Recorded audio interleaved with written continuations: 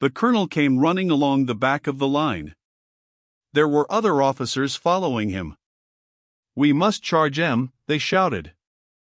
"We must charge M," they cried with resentful voices, as if anticipating a rebellion against this plan by the men. The youth, upon hearing the shouts, began to study the distance between him and the enemy. He made vague calculations. He saw that to be firm soldiers they must go forward. It would be death to stay in the present place, and with all the circumstances to go backward would exalt too many others.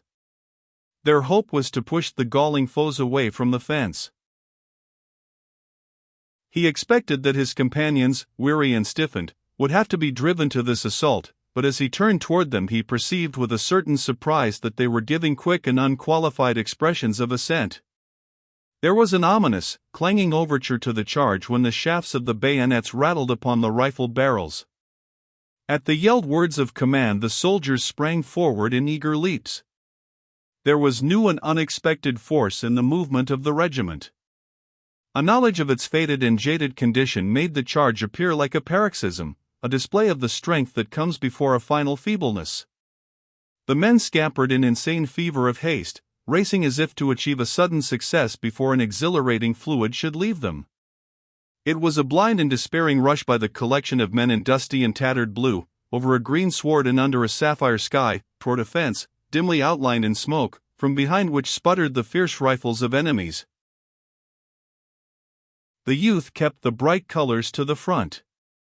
He was waving his free arm in furious circles, the while shrieking mad calls and appeals, urging on those that did not need to be urged, for it seemed that the mob of blue men hurling themselves on the dangerous group of rifles were again grown suddenly wild with an enthusiasm of unselfishness.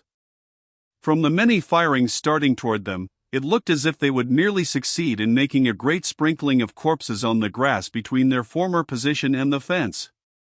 But they were in a state of frenzy, perhaps because of forgotten vanities, and it made an exhibition of sublime recklessness. There was no obvious questioning, nor figurings, nor diagrams. There was, apparently, no considered loopholes. It appeared that the swift wings of their desires would have shattered against the iron gates of the impossible. He himself felt the daring spirit of a savage, religion-mad. He was capable of profound sacrifices, a tremendous death.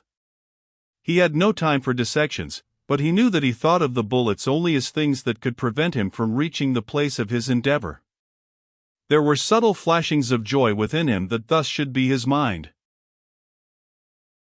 He strained all his strength. His eyesight was shaken and dazzled by the tension of thought and muscle. He did not see anything excepting the mist of smoke gashed by the little knives of fire, but he knew that in it lay the aged fence of a vanished farmer protecting the snuggled bodies of the gray men. As he ran, a thought of the shock of contact gleamed in his mind. He expected a great concussion when the two bodies of troops crashed together. This became a part of his wild battle madness. He could feel the onward swing of the regiment about him, and he conceived of a thunderous, crushing blow that would prostrate the resistance and spread consternation and amazement for miles. The flying regiment was going to have a catapultian effect. This dream made him run faster among his comrades, who were giving vent to hoarse and frantic cheers. But presently he could see that many of the men in gray did not intend to abide the blow. The smoke, rolling, disclosed men who ran, their faces still turned. These grew to a crowd, who retired stubbornly. Individuals wheeled frequently to send a bullet at the blue wave. But at one part of the line there was a grim and obdurate group that made no movement. They were settled firmly down behind posts and rails. A flag, ruffled and fierce, waved over them and their rifles dinned fiercely. The blue whirl of men got very near, until it seemed that in truth there would be a close and frightful scuffle. There was an expressed disdain in the opposition of the little group, that changed the meaning of the cheers of the men in blue. They became yells of wrath, directed, personal. The cries of the two parties were now in sound an interchange of scathing insults. They in blue showed their teeth, their eyes shone all white. They launched themselves as at the throats of those who stood resisting. The space between dwindled to an insignificant distance. The youth had centered the gaze of his soul upon that other flag. Its possession would be high pride. It would express bloody minglings, near blows.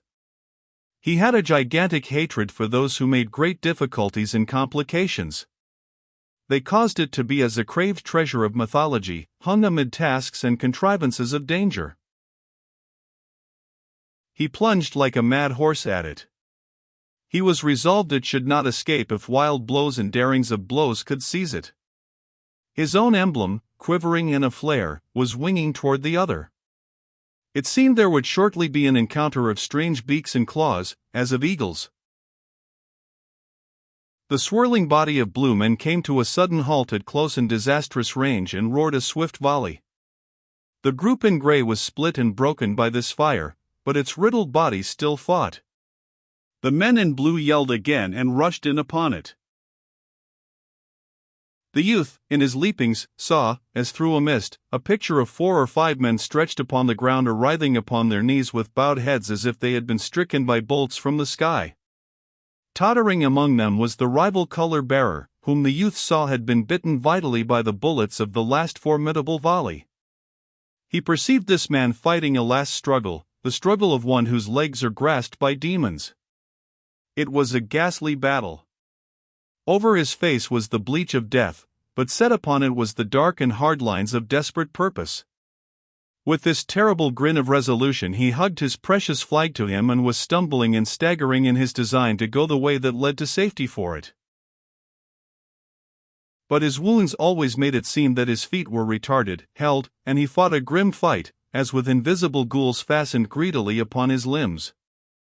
Those in advance of the scampering blue men, howling cheers, leaped at the fence. The despair of the lost was in his eyes as he glanced back at them. The youth's friend went over the obstruction in a tumbling heap and sprang at the flag as a panther at prey. He pulled at it and, wrenching it free, swung up its red brilliancy with a mad cry of exultation even as the color-bearer, gasping, lurched over in a final throw and, stiffening convulsively, turned his dead face to the ground. There was much blood upon the grass blades. At the place of success there began more wild clamorings of cheers. The men gesticulated and bellowed in an ecstasy. When they spoke it was as if they considered their listener to be a mile away. What hats and caps were left to them they often slung high in the air. At one part of the line 4 men had been swooped upon, and they now sat as prisoners. Some blue men were about them in an eager and curious circle. The soldiers had trapped strange birds, and there was an examination. A flurry of fast questions was in the air. One of the prisoners was nursing a superficial wound in the foot. He cuddled it, baby-wise, but he looked up from it often to curse with an astonishing utter abandon straight at the noses of his captors. He consigned them to red regions, he called upon the pestilential wrath of strange gods. And with it all he was singularly free from recognition of the finer points of the conduct of prisoners of war. It was as if a clumsy clod had trod upon his toe and he conceived it to be his privilege, his duty, to use deep, resentful oaths. Another, who was a boy in years, took his plight with great calmness and apparent good nature. He conversed with the men in blue, studying their faces with his bright and keen eyes. They spoke of battles and conditions. There was an acute interest in all their faces during this exchange of viewpoints. It seemed a great satisfaction to hear voices from where all had been darkness and speculation. The third captive sat with a morose countenance. He preserved a stoical and cold attitude.